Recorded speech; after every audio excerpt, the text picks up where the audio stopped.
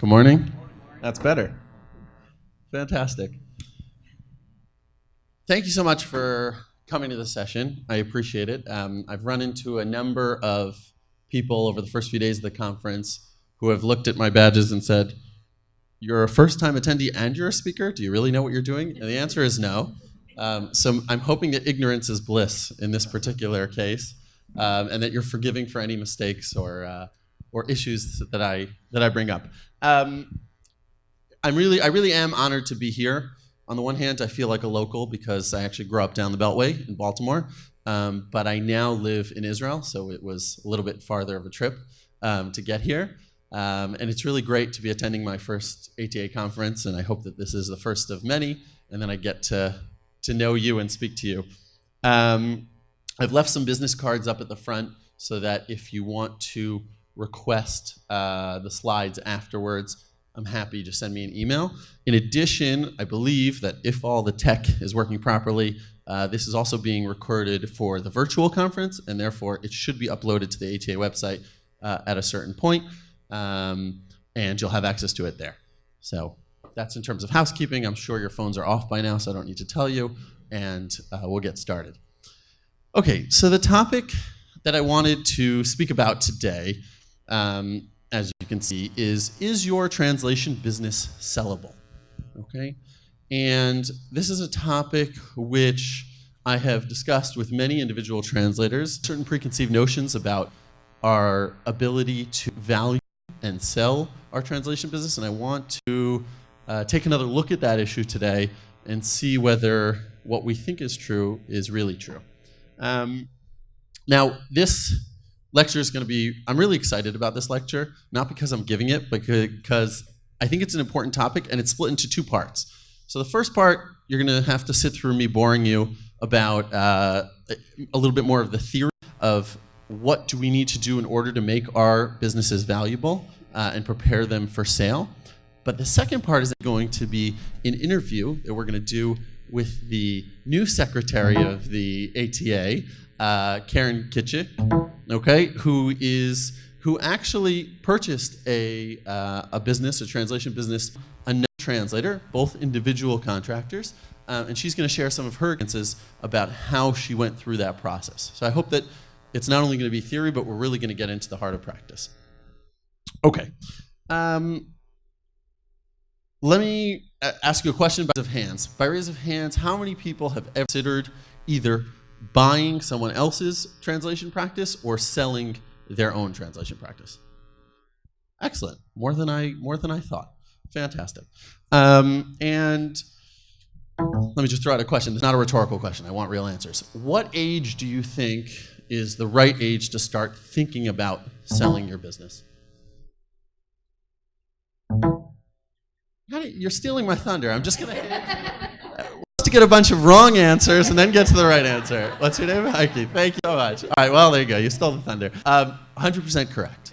And the day before you open up shop and you register your business. And the reason for that is because the thought of selling the business is not so much, it's not so much how much money can I make, okay? And get to that. But it's more a question of how do I add value to what makes my business valuable, not only to myself as an individual, but to others.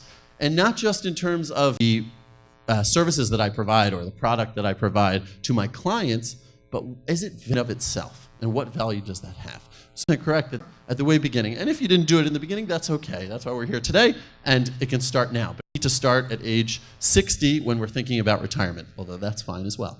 In fact, I'm happy to see that there's a range of ages here because I was worried that it really would be only individuals who are near retirement, and it really is not only for that age group.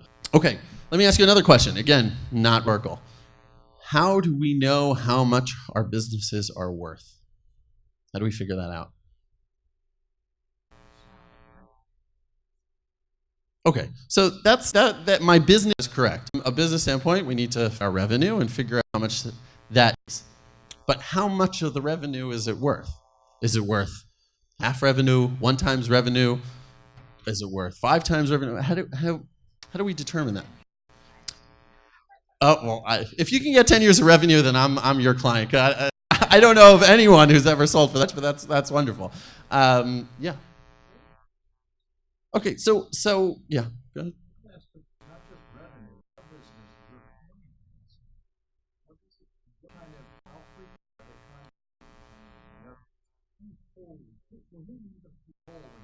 Jonathan, you've jumped to slide 7. That's not allowed.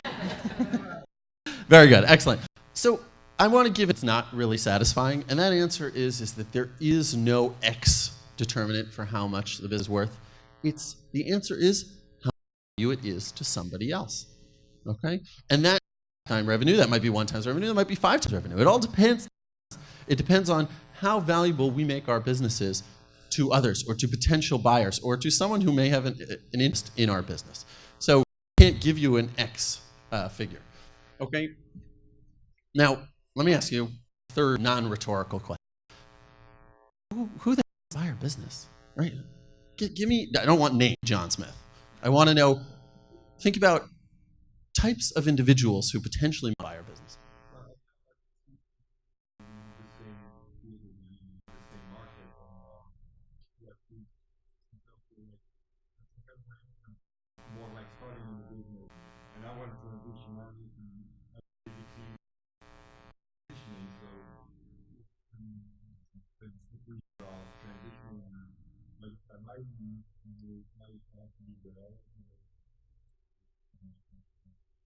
Excellent. Right, so another translator, another freelancer, one of our colleagues.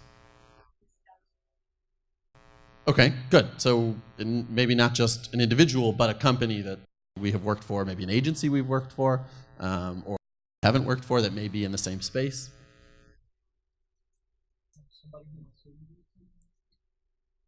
Okay, explain.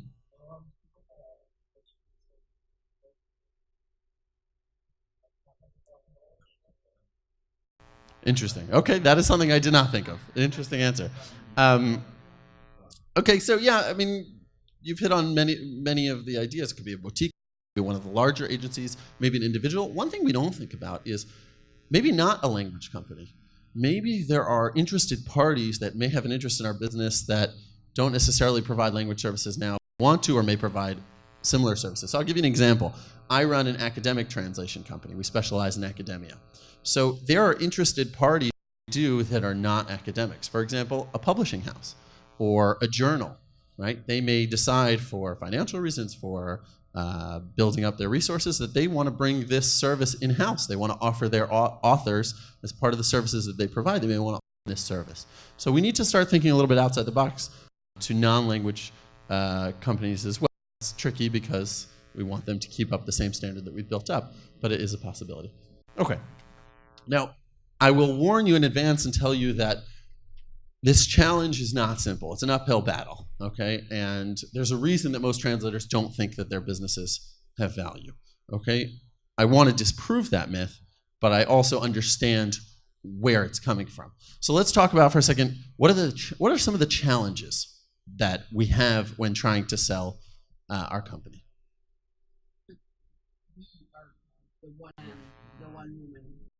The one-man show. Right. Yes. I would say that's definitely the number one, is we are the company and the company is us. And as soon as we retire, we can, basically go to the cemetery and bury our company. So correct. That's answer number one.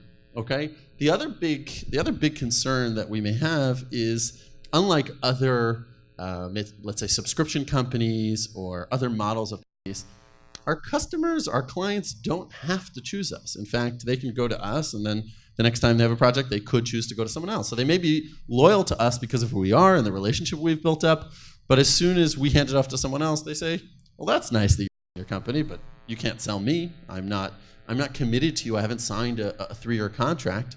So it's not like a cell phone company or other areas whereby it's so simple to just have your clients transfer over.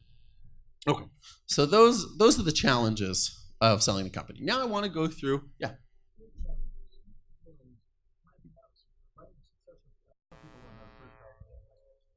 Jonathan, I'm telling you, I'm going to kick you out. That's slide 8.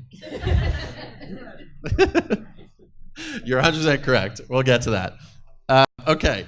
Um, so we're going to go through now 8 stages, okay, or not really stages, 8 processes that we need, 8 things that we need to do in order to increase the value in our business and bring it to a point whereby others may have interest. Some of these you may already be doing, and some of them you may have not even started.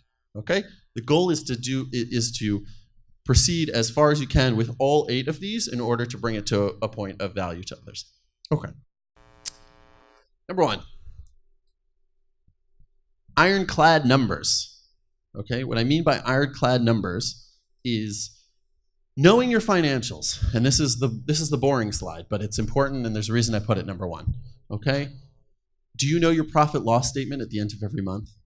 Okay, do you know how much money is currently in your bank account? Do you have separate bank accounts for your personal funds and your business funds? I can tell you right now that when I started my business, everything was mishmash together, and I had no idea how my business was doing. But I knew that I wasn't in minus. I, had above 1 cent in my account, so that was okay. But that's not a healthy way of determining how healthy my business is. And in the end of the day, anyone who's coming in, even if it's not a big fancy investor, even if it's your colleague friend, is going to want to know, well, are you a profitable business? And when you get a little bit closer to the stage of really considering selling, so it is worthwhile to hire an accounting firm or some sort of professional to come in and give a real evaluation and really test you, because your numbers that you think are your numbers may not be, it may be stronger than you think, or they may not be as strong as you think. So that should be something that everyone would have expected, but it's not always something that is as easy to do. If you're like me and you're a number phobe, so it's definitely easier to bring someone else in and do that review for you. Okay. The second principle is what I call mile 1 and not mile 26. Or more accurately, for you it's mile 26. For me, it's mile 1. What do I mean by that? We feel, okay, even in the middle of our careers, that we are running a marathon. And we may be at the end of the marathon, we may be at the middle of the marathon, but we have put in a tremendous amount of time and effort and energy and resources and sacrificed things that we have, maybe family time or other things that are important to us, in order to dedicate it to our business. And we're at mile 26. We're feeling the pain in our legs. We need a full massage, and we're ready to quit. The people who are coming in who may be interested and value our business don't ask, what have you done? They may be curious, what have you done, because that interests them.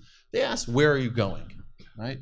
What potential because I'm coming in at mile 1, so what potential do I have as a buyer with this business? What's it going to do? So the first thing that we need to do is we need to make sure that we have an adaptable model, okay? And what that means is that can the model that we've built, and sometimes we don't even realize that we've built a model, right? Anyone who has a process has a unique model that is different from someone else. So can we use that model in a different market, a different speciality, a different language set? Meaning, is it specifically, is the work that I'm doing can only be done in the exact way that I'm doing it? Or are there ways to adopt it to other fields? So, for example, if I've worked out a unique, process to ensure quality, and I am in a chemistry translator, can I transfer that over to literature? Would it work? Would that process transfer properly? What adaptations would I need in order to make that work properly? If I do Chinese to English as a language set, and I have a special term base in that, can I use that in other languages as well? Obviously, I'll need to adapt it to the other languages, but is the base there that could be adopted? The second thing is can I cross-sell services? Cross-selling services mean, okay, I have 30 clients that are very loyal to me and come to me all the time. Now, I provide translation services, but some of them may want proofreading services. Some of them may want editing services. I know in my field in academia, so people ask me for all sorts of things that I don't exactly do, and I'm sure this happens to you all the time, right? Oh, you're a translator, so that means you also write content for my website? And so in the academic field, so people will ask me, do you do formatting for a specific journal? Do you index books? Do you, what's another example? Can you help me correspond with my reviewers? I got a review from a journal editor. Now I need to respond to them. I have no idea what to say. And the truth is that oftentimes it doesn't even help for them to write a response because there's such a culture gap between between what they understand and what the reviewer is trying to impart to them that you really need to rewrite it. So we may not want to be involved in these things, but is there a potential to cross-sell services, to add more services that you don't currently provide, but this list or this group of clients that's loyal to you would be interested in receiving? And the third thing is, will it open them up to new channels? Meaning, when I leave this business, does that mean that this other individual, this other company can easily swoop in on their own and pick up these clients? Or there's no chance that they'd ever find them or build trust, and the only way for them to have access to my clients is through this purchase or is through this agreement that we come to, and therefore it's opening a whole new channel that may be of interest to them. To jut in with questions as you see.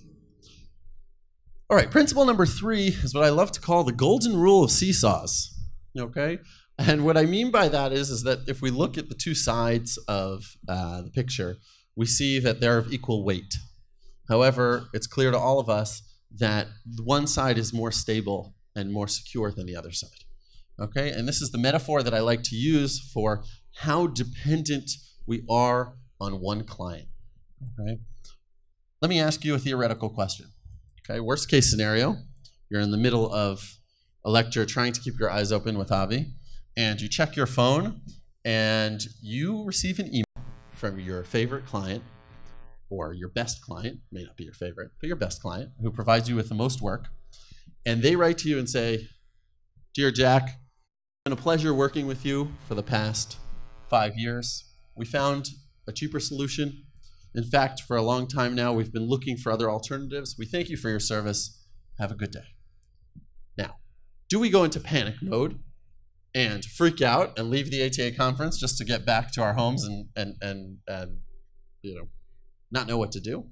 Or do we say, okay, I'm going to have to hustle a little bit, have to maybe get some new clients, but that's the end of the world? The answer to that question depends on, well, what percentage of your business are they? If they're 25, 30, 40% of your business, which happens, I hear this from a lot of individuals, and it's hard to turn down a client just giving you so much work. But if they are such a high percentage of your business, then there's a high risk as well. Because if they leave, and when you're making a sale, and the purchaser says, well, what if this client doesn't want to go from me? All of a sudden, a business that's valued at X may only be 60% of X because it's one client and that's all. However, if we've spread ourselves across different clients, and our biggest client is 4, 5, 6% of our business, so then we understand, okay, it may be frustrating, it may be infuriating, but we can get past this, and the health and stability of our business stays the same. And while this is true, the example I gave is with clients, this is also true for technology and for suppliers. And I'm as guilty of this as anyone. If last night my website went down for 4 hours, and I was totally disconnected and couldn't work on processing any of my projects. I was happy to see that when I woke up this morning, it was back up. But I was too dependent on my technology, and that's hard. We all know what it's like when our phones die before they should, and we're stuck without anything. But that's important not to be too dependent on technology, and suppliers as well. So suppliers can be anything from if we work with other translators sometimes, or if we work. Let's say we have a certain invoicing program that we work with, or we have certain people that we rely on in order to get things done. Even let's say we're working with another translator, so if we depend on one translator for Spanish to English and then they're sick and then they go on vacation, we're stuck. So we want to make sure we're not too dependent on anything else. We always have backups, not only one backup, but 2, 3, 4 backups in every element, in every area of our business. Yeah, did you have a question?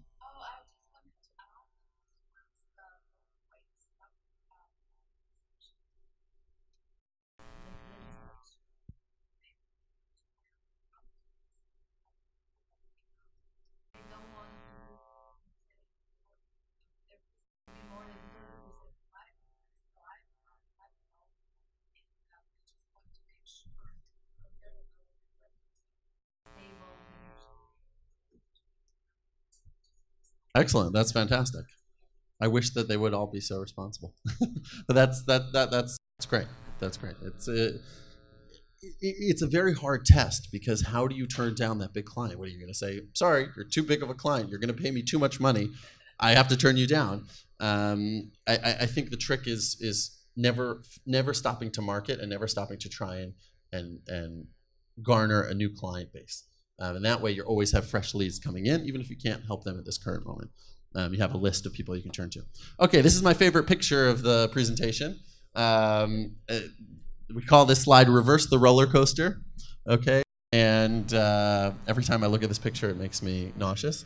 And the idea here is that talk for a minute about cash flow. Okay, it might be a term that you've heard, familiar with, not familiar with. It's important, even though it can be frustrating.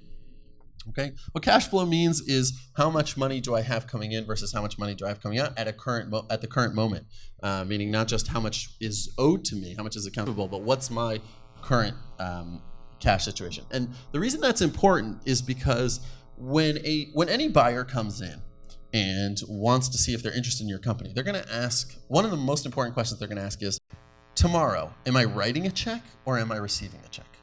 Okay. What that means is that if I have to make a number of payments, okay, and the first thing I'm doing is writing a check, meaning the first thing that's happening is money's coming out of my new account, I don't necessarily love that. If the first thing that happens tomorrow is I turn around and say, well, we have payments coming for X projects and you're getting checks tomorrow, so then that makes them much more eager and much more willing to give you a higher number for your business. And how do we ensure that? So we make sure, and this is, by the way, a trick that agencies use, and I don't recommend doing it the way agencies do. We'll discuss this in a second.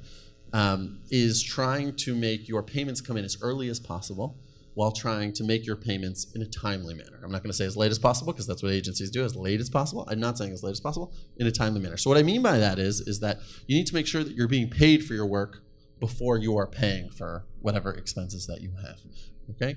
Now, that also requires you to pay whoever it is that you're working with on time as well. Okay? So now the challenge becomes, how do we get people to pay, right? Does anyone here receive money before they do the work? Okay. Not enough. Okay. Some is good. Some is good. Some is better than nothing. Okay.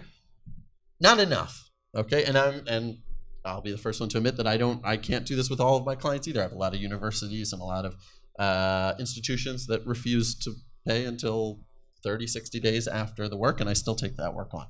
However, there is a way. There is a way. And it's called incentivizing. It's what we do with our children. It's what we should do with our clients. Okay, what do I mean by that? So I'll give you an example of what I do, and you can see if this applies to your business or not.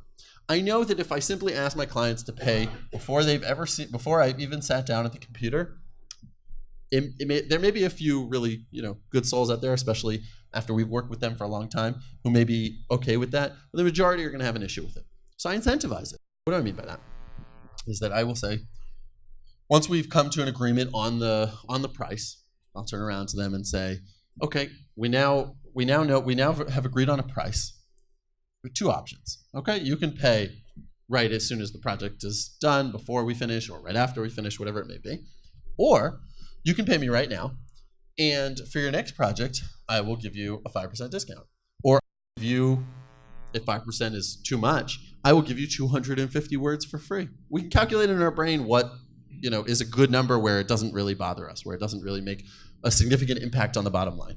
And what have we done in that case? So we've accomplished two things at once. Number one is we now have money in the bank, okay, and that's valuable, and we have cash available, and that's healthy even if we don't want to sell our businesses. That's healthy for paying ourselves at the end of the month. The second thing we've done is we've now encouraged you to come back. I'm not giving you 5% off your project now. I'm giving you 5% off your next project, or 250 words off your next project. So now I've committed them, if they want this discount, to another project. I brought myself more business. And the client says to themselves, well, you know what? I'm not sure if I was going to translate this text, but I have this discount, I have this coupon, I don't want to waste. So I'll use it. And that way we've improved our cash flow. we've taken a small hit, but can I tell you something? We know the industry. If we say 200 words, we have to ask ourselves, how much time is that going to take us? If it's not too long, why not? And I was at a conference a few months ago in Israel, and at the Israel Translators Association annual conference, and they brought in a businesswoman who had worked, I think she was the VP of Delta in Israel, and VP of Intel. She had some major positions. She told us something that really staggered my mind, and that is that the number one reason that businesses, at least it could be in the entire world, the number one reason that they fail is because of cash flow. Not because they're not making money, but because the money is not coming in on time. Now, one last word on this point, which is important, is that, I don't know if we all realize how lucky we are to be in this industry, not in, let's say, the retail industry or in some other industries whereby we're paying for, right, let's say, I don't know, Gap, okay? Gap needs to put out the money for their new sweatshirt line months, if not years, before it's ever hitting the rack, before it's ever being sold. There is a tremendous gap time. And that means that as retail businesses grow and as supermarkets grow, et cetera, they need to be constantly losing money, constantly be asking for investment, and in order to recoup, in order to get to a point where they can be successful. We don't have that struggle. It's one of the advantages of our business. We can ask for money in the beginning or right after, and we're creating it as we're getting paid or right after we're getting paid. So that's something that should help us have a healthy cash flow cycle and not be in a situation whereby there's a lag time of 6 months or a year before we're seeing our profits.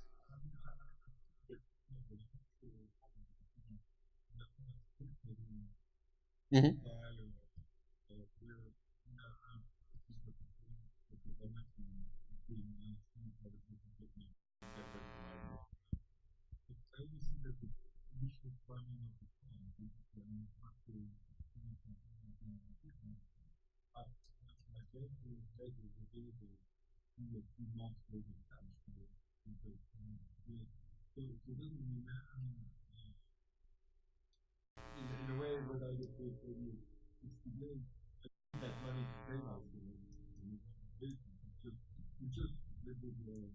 So,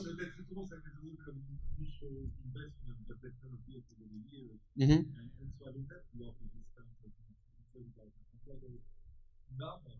Right, right.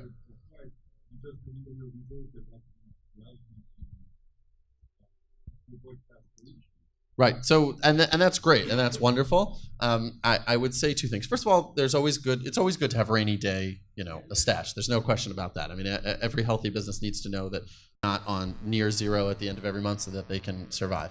I would say that maybe in your case, maybe when you start really thinking about exiting or about selling, then that might be a good time to start thinking a little bit more about changing your cash flow procedures, because again, it's not so much about how we run our business, which may be great, okay, and there's something very unique to that. It's also, we need to think about someone else coming in, how beneficial, because that extra money that's in your account, I don't know, maybe that is your personal money and that won't be available to to the buyer.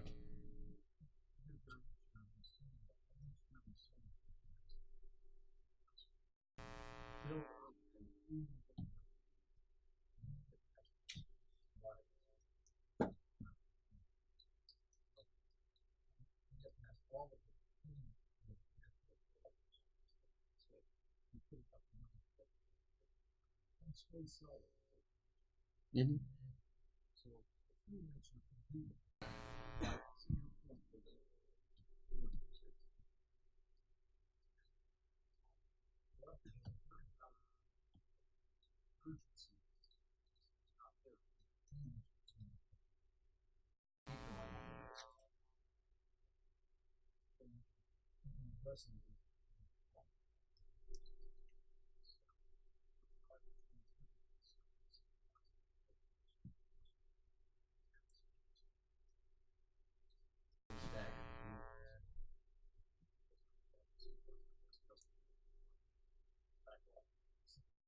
Right. No, for sure. And it could be, maybe this is a technique that you want to use for specific that you may have a concern about, meaning that either in the past have not paid on time, or you just trust your gut. right? You have a new client, and you're not worried that they're going to pay, but you are worried that they're going to pay on time, or that so it could be that this isn't a grand scheme necessarily for every single individual. There may be certain clients that you want to pick out to use this with.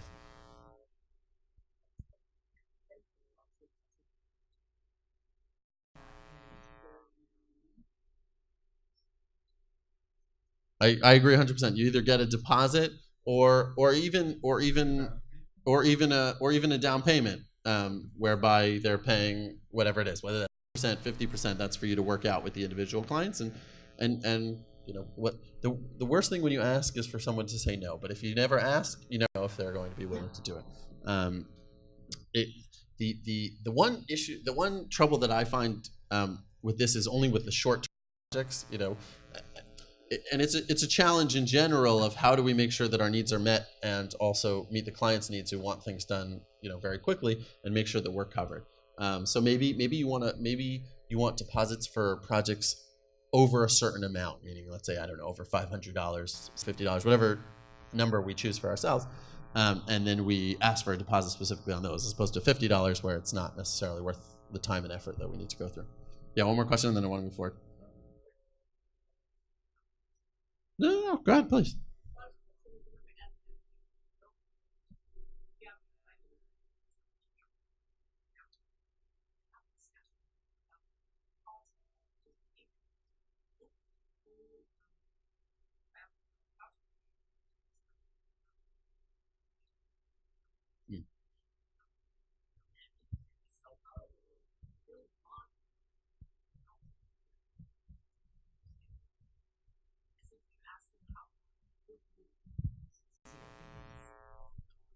Couldn't agree more. I couldn't agree more, and I will just add to that when I have these conversations in the beginning of the process, sometimes I will realize that they actually need to fill out certain paperwork in order to process it. And had we not had that conversation, they would have forgotten until the end of the project to start the paperwork. And by the time the paperwork is processed, and then they go on vacation, and then their daughter's sick, and then their cat needs to go to the vet, it can end up being extended. So there's no question and it's sometimes an uncomfortable conversation, because where we see money grabbing, right? The first thing after we've decided, so when are you going to pay? But it's very important. Okay, I want to move forward, and we'll have time at the end for questions, and if not, I will be here and stick around. Okay, when was your last Coke? Think about it. Don't all scream out at once. The chances are, what? Everyone's saying haven't had it in a long time. You know what? I am happy that the translation industry is healthier than average. Or maybe you're just lying to me. But I would say that, international research has shown that on average, an individual has a Coke every 4 days. Now, I'm sure some people up that average and some people lower it, but that's the average. Okay? What that means is that Coke knows how to get your repeat business. It's not a one-time wonder. It's something that you drink and then you'll drink again and again. And that's what we want our clients to do. We want repeat business, okay? And more importantly than us wanting it, the buyer is going to want to see what percentage of your clients are repeat, okay? If there's a very high percentage of repeat clients, that tells the buyer that this is a business that knows how to do good customer service, that has high quality, because that is the best indicator of how successful the business is what do the clients think of it? And sometimes it's hard because we'll get testimonials, we'll put those up on our website, but the buyer's going to be skeptical. Of course you put up those testimonials. Where are the testimonials with 1 star? So if you can give them a number of, okay, here are the total number of clients that have come through my doors over the course of my business over the last year, 2 years, 3 years, and here's how many have sent me additional projects, more than 1 project, more than 5 projects, more than 10 projects. Now, there are clients who will come to us once and they only need translation once. And they won't come back, not because they don't love us, but because they don't need us. That being said, I still think it's a good indicator, especially the more clients you have over the years, the more accurate that number becomes in terms of what percentage are repeat business. How frequent are these repeat clients? Again, not necessarily dependent on us, but it's an important number for us to have that we can just throw out, not that we have to check. How often our clients come back to us? Is it something that they send every week, every month, every year? I know in my business, it takes scholars a long time to write.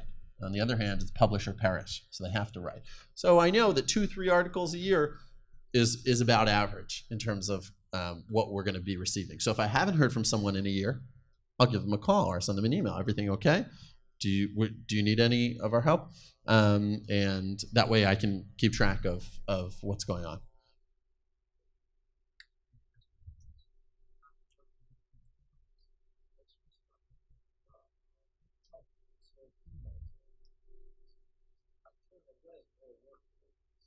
Okay.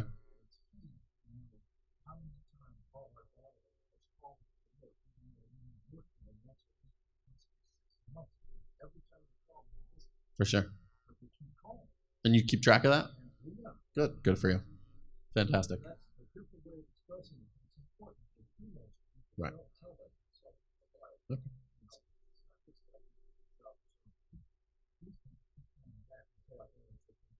Right.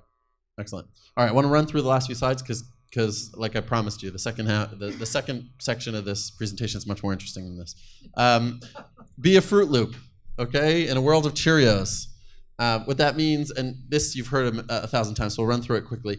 We need to specialize in order to succeed. If we're just a generic translation company, it's going to be hard to sell. If we have a specific niche, a specific avenue, we have our foot in the door in a specific sector, that adds value, okay? The best way to do this is to reflect on our marketing. I recently was building a new website, so I went to Websites, which I'm sure you're familiar with, and they do great work. I have nothing against them, but if you look there's a lot of big towers, okay? A lot of people with a quill or pen in their hand, a lot of computers, okay?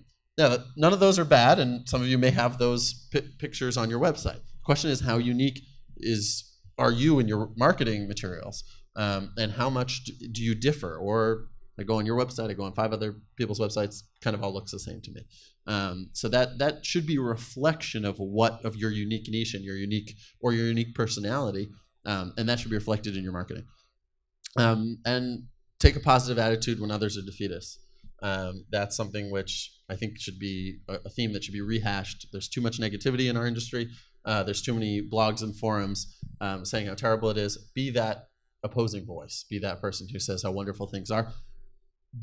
Everything's online, everything's accessible nowadays, and your buyer will do research on you. So if you're out there talking about how terrible the translation industry is, he's not going to be so positive.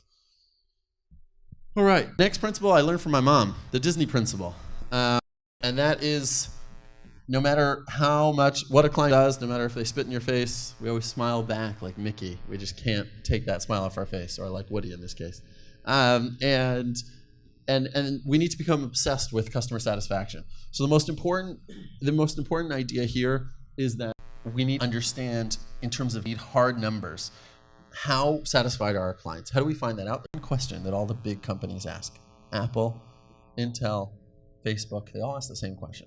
That question is, on a scale of 10, how likely are you to recommend my service to a friend? It's not a yes or no, because yes or no's you can get away.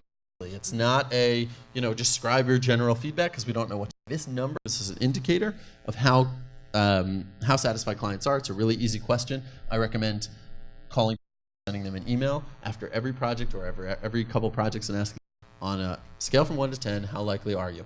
If you're receiving 4 or 5s, there's room to grow and work. If you're getting up to 8 and 9s, you're in a good position and it increases the value of your business. Track it. Organize it and present that when the time comes.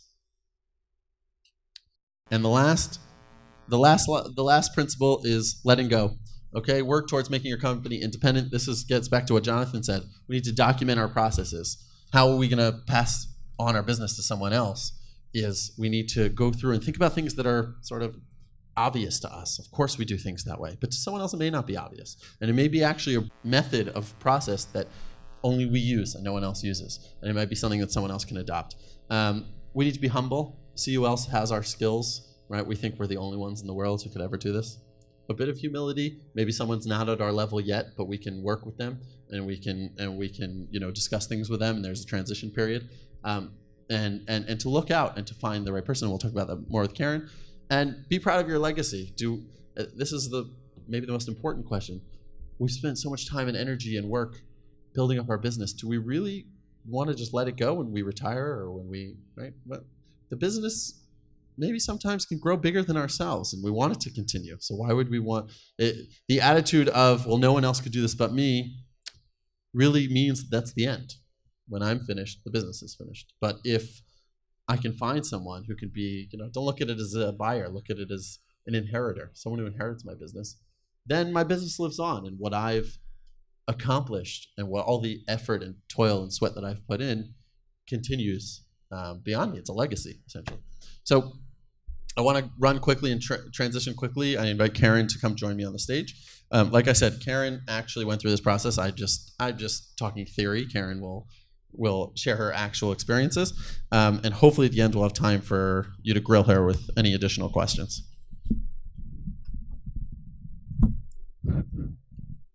I'll stand up too. All right, fantastic. Okay, Karen, can you describe how you came to hear about the business that was for sale? Tell us a little bit about it. Tell us, did you know the seller beforehand? So this man found me in the database of the ITI, the British International Translators and what's it called? Institute of Translation and Interpreting. So somebody found me in an association database. I'd never met him before. So carry on. Next question. Right. That's it. Okay, so if you didn't know him, how did you check that the individual was a legitimate individual? Did you do any due diligence process? Yes. So he was the kind of, some of us are what you might call hermit translators who hide and, don't come out to events like this, right, and meet everyone. So he didn't really get out much, but he lived in Paris. He was a French to English translator who lived in Paris, and he had once met Chris Durbin, who's somebody I know. So I contacted Chris and said, do you remember ever meeting this man, such and such? And she did. So I had someone who actually knew who this person was and had met him at a networking event. So that was the sort of on a personal level, the due diligence. More fundamentally, once we started talking, he sent me his profit and loss statements. So I had, there was a registered company and, that side of things was very clearly kosher. Very good. Very good. Excellent. The cultural adaptation at the same time. That's excellent. And I think we all know who Chris is after this morning. Right. Can you tell us a little bit about what were the motivations behind this individual selling? So this man was a French to English chemical translator. That's what I am. He wanted to retire. He was approaching retirement. He was approaching the age where in France you start receiving money because you're old enough to receive money. So he wanted to pass on in some way his direct customer base, but keep his agency clients and keep working his agency clients. So that was his principle. And he was convinced that that was feasible, that there must be some value in this body of direct customers that he had built up over about 15 years. And people had told him, no, you can't do that. You can't sell a translation business. And he said, you know what, I'm going to give it a go. So he contacted me. Right. Yeah. And why do you think that this business, or from your perspective, why do you think this business would be a good fit for you? Right. So I was at the stage of my career where I had very solid agency client base, and I had a couple of direct customers, and it was going fairly well. I was managing the babysitting aspects, the care and tending aspects of direct customers, and I was at the point where I was deciding, okay, so am I going to invest in going to a lot of trade shows in France and trying to work, to get, what am I going to do to get these new direct customers? And this man came to me and he said, well, I have these 11 direct customers. And he didn't tell me all their names, but he gave me enough information that I was very comfortable that about 4 of them were my ideal customers, about 4 of the 11 he was offering. He gave me enough information. At the beginning, he only told me 1 or 2 names, but gradually as we went through the process, he revealed who the others were. Does that answer the question? Yeah, I believe it does. Yeah. I believe it does. So can you tell us about when you were doing the negotiations and how you structured the process? I mean, you didn't want to just trust him that here's a big check and hopefully people will come. Not at all. So how did you structure the deal so that it would be of benefit to you and you're protecting yourself, but also he was sure that you were going to... So first of all, we signed an NDA, and a sort of good faith agreement. This is after several phone calls and lots of back and forth, and me coming to the conclusion that paying him some money for these customers was a much more effective use of my time and money than trying the other routes of getting a direct customer base. I gave him a good faith amount of money, €5,000. And after that moment, we started working together. I edited his work. He sent me some of the translations. He looked at my work. The idea was for me to become convinced that that the work was for me, that it was the right kind of fit. Personally, although I never said this to him, I needed to feel that I was at least as good a translator as him, if not better. The reason I went through with this is because fundamentally I felt like I was going to serve these customers better. I was going to do a better job than he was doing. So there was a fairly strong chance that the customers would still keep me when he referred me to them, when we officially announced the transition. That fundamentally, I think you have to believe that if you're going to buy this, because you have to at least be matching what the person's doing, right? So there was a good faith amount of money I gave him. We started working with each other. So we just kept a tally. We didn't make any more payments. Okay, I did this X. There was a tally. I edited that, you translated that, and we kept a tally. So the amount owed or not owed was going up and down. And after about 3 months of that, where by this time I probably knew the names of 3 or 4 of the customers and had done some work for 3 or 4 of these customers, it was all going smoothly. We hadn't had any glitches. We hadn't, decided this was not for us. We finalized a formula. So based on the profit and loss statements and the revenue, just for those customers, and I saw the revenue over the past 8 years. Most of these were long-term customers. I saw the ups and downs. I saw who were, say, frequent customers, your point about frequency. Some of them were big jobs once every 4 years. That's not as appealing as someone who sends 25 jobs a year. So there were a number of customers that were more appealing than others. But overall, there were still, it was worth it. Not all of the 11 were evenly appealing. Let's put it that way. There were some customers that I really wanted that were absolutely worth it, and others that were less appealing. But he was determined to sell as a package. He didn't want to, give me the ones I wanted and take the ones I wasn't too keen to and offer them to someone else. He wanted to sell me the package. So we set up a formula. And we agreed that when he did introduce me as the replacement, that based on the percentage of the revenue that each of these customers represented, I would pay a percentage of the number that we had agreed that I was going to pay him overall. Once we had a successful transition and I received my first purchase order from that customer to me personally, that's when I give him money. So in the end, a couple of the customers never came to me, so I never paid for those customers. So it was a percentage. So there was a grand total big picture number, which was less than he first wanted, more than I first wanted to pay. But it was split among 11, and half a dozen of them came very quickly, immediately. I was getting POs, so I had a cash flow issue. But we were very flexible, and I gave him the money. This would be hard for lots of us to suddenly out lots of money, but that's how we worked it. So it felt fair to me, and that's how we structured it. And how long did that whole process take? Meaning, was it within a few weeks that you paid all this money? Or? No, not at all. It was over a year.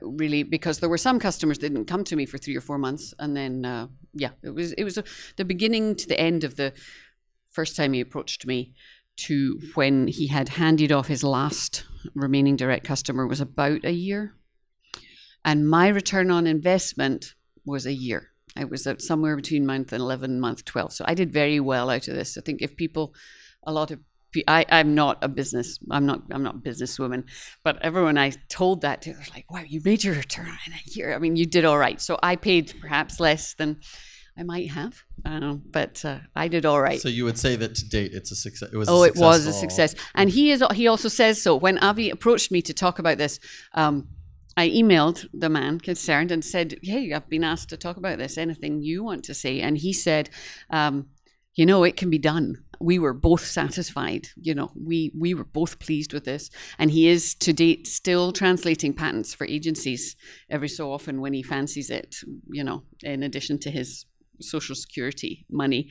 And I am still working. My revenue went up quite dramatically because these rates were quite substantially higher than my average per word rate at the time. We'll try and do a bunch of questions at the end, if that's okay. And we'll start with you. Okay, I want to go back to the second issue I brought up about the challenge of selling your translation company. How did you know that the clients would stick with you, being that they didn't have any signed commitment to work with you?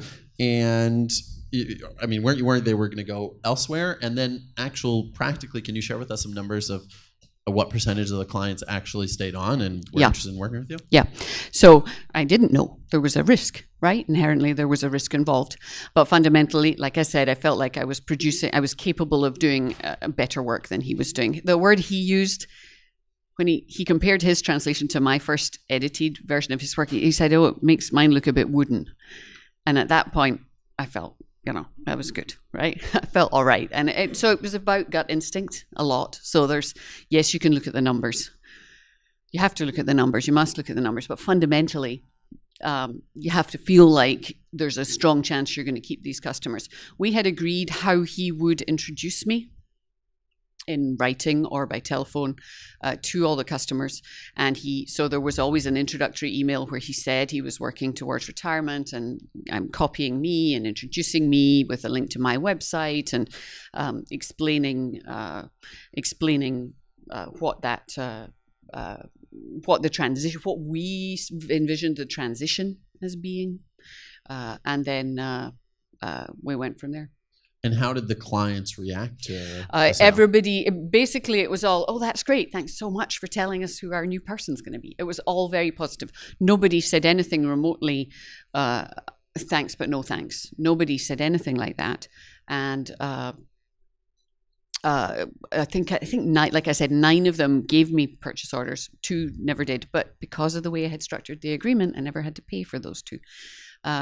So the 9 gave me purchase orders, and I have, I think you asked how many are still my customers.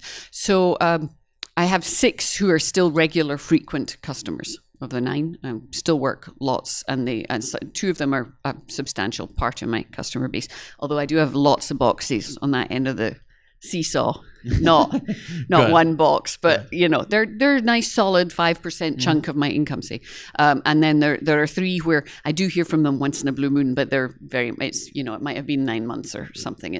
They're not big part. So but enough that I'm still making good money, and it feels like it was the right thing for me to do. Great. Okay, I wanna wrap up our discussion because I want to leave time for questions. So we'll open up the floor to questions, and just tell us who you're directing it to. I suggest Karen, but it's up to you. Yeah. Karen, so you may have feel that you didn't see much value in that sort of business that you saw from clients.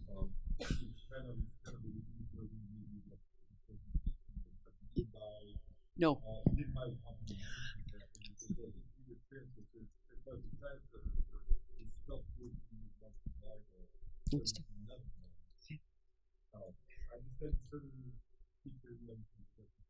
Yeah.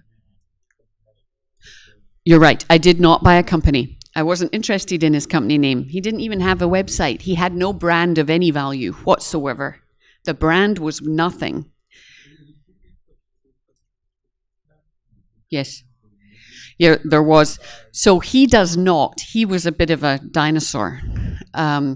He did send me many, many, many files. Source that I aligned. Yes. So he sent me a great body of there was a great that I had, because he had been a chemist and had worked in house at 2 or 3 of these companies, so there was an inherent subject matter expertise and solid foundation of a lot of the material. So yes, there was a transfer of data, if you like, and we worked together on, like I said, over a period of months, so that we had the terminology and the style and all that kind of thing.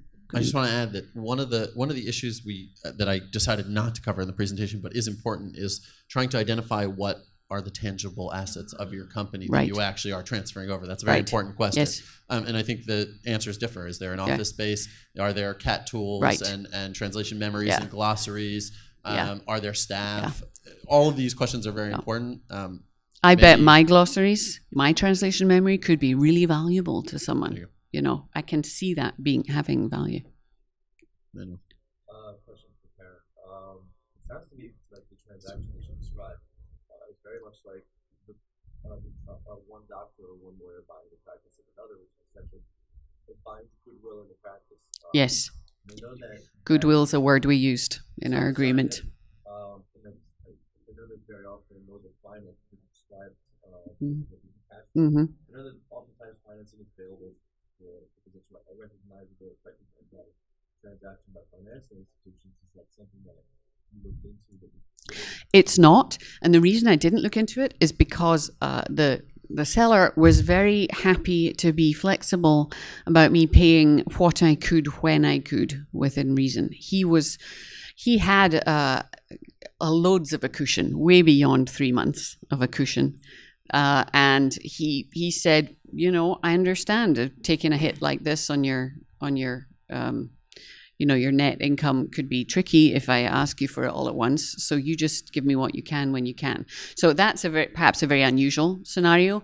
You might have to go and get a small business loan for X $1,000 or whatever you need. Also, I'm married. My income is of course useful and substantial in the household, but I'm not paying the mortgage. I have my husband, and so it didn't matter. I mean, we have less luxury that year, because I didn't have any money to spare. But it wasn't. I'm not supporting the family on my own. So I was in a position where we could manage without a substantial chunk of my income for that time. But certainly, I could have gone to a bank. Tess?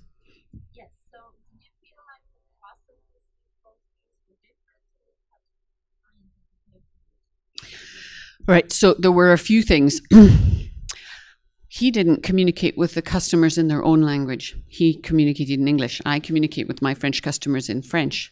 So that was a plus that I felt in our processes. I was going to be communicating with them in their own language, because my written French is fine. It's not great, but it's fine. I use it for my business.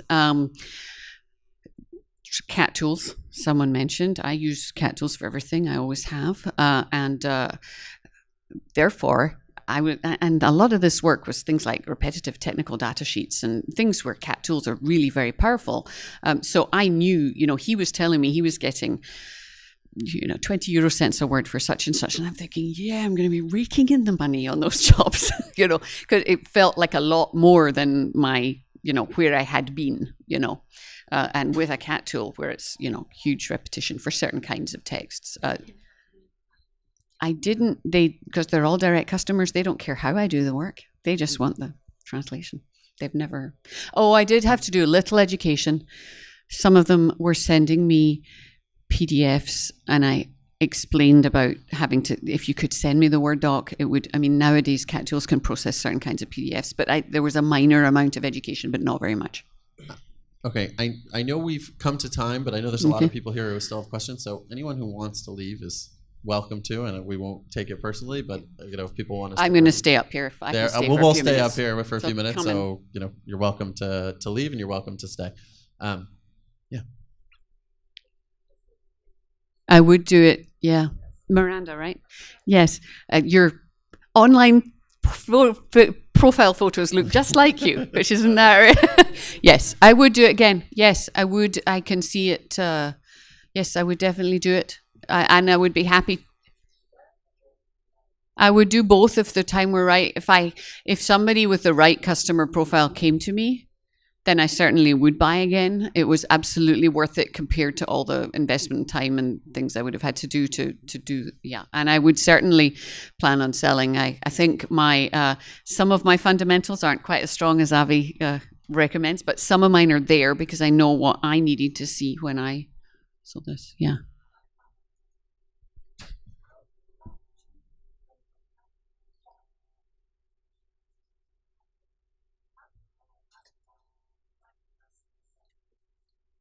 You come to ATA conferences?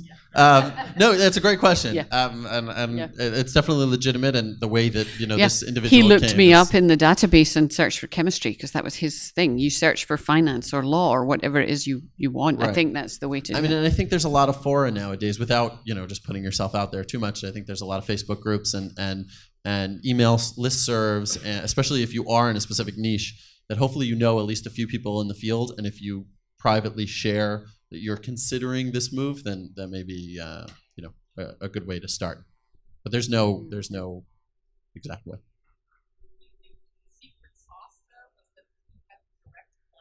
Oh, absolutely. It's not going to work. We ruled that out the very first phone call. Well, he was trying to persuade me that it was possible to do that. And I just said, no, we're not going to do that. Anybody else that he referred me along the way that wasn't part of the original list of customers, I gave him a 25% referral fee for individual one-off jobs. Stuff like that. Some random agency contacted him, or a random other direct customer came to him, and they weren't part of our agreement. There was nothing official, but I agreed to give him 25%. And we did that for probably 6 or 8 customers, one of whom is now one of my regular customers. And that's a great point. Part of what I loved about your story is that you actually went from being an agency-based provider to a client provider, which is a big value because it's going to be hard to sell a company that's mostly based on agencies. I don't see it. They don't see it. I don't see it They don't see it. personally. It's got to be direct clients. Yeah. Because I've been offered Yeah. somebody's agency clients and I turned it down. You're a smart woman. Right.